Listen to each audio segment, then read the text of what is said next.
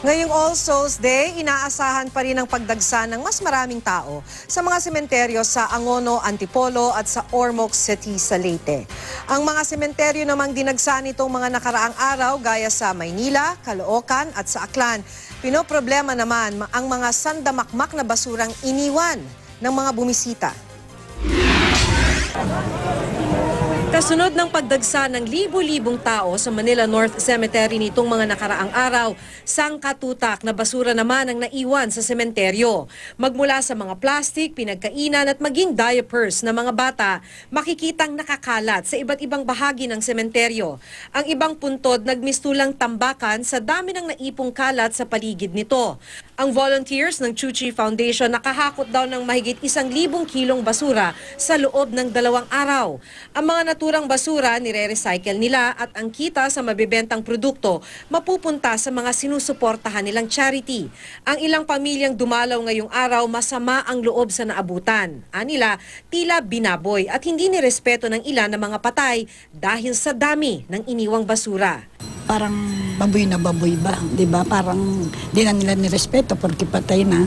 Kahit sa Tala Public Cemetery sa Caloocan City, puro basura rin ang makikita sa paligid.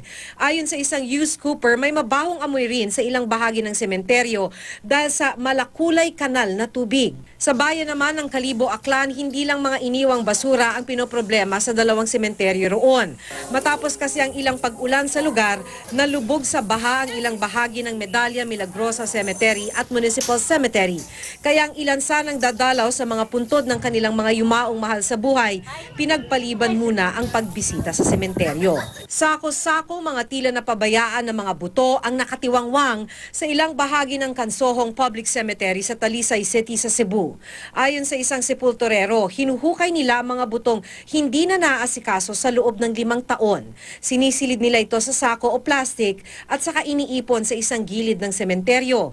Umabot na daw sa 20 taon ang ilan sa mga buto mula nang isilid nila ito sa sako. Wala naman daw itinakdang libingan ang Kansohong Public Cemetery para sa mga buto na wala ng pamilyang mag-aasikaso. Ngayong November 2, tuloy-tuloy ang pag-iikot ng mga pulis para sa seguridad ng mga malalaking sementeryo sa lungsod. 4 ang naaresto ng maaktuhang gumagamit umano ng iligal na droga sa likod ng sementeryo.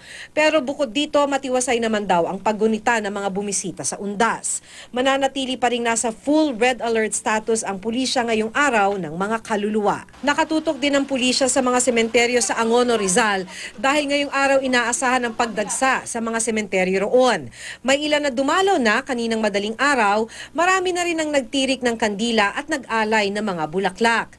Ngayong mismong araw din ng mga patay, inaasahan ang pagdami ng mga tao sa mga sementeryo sa Ormoc City.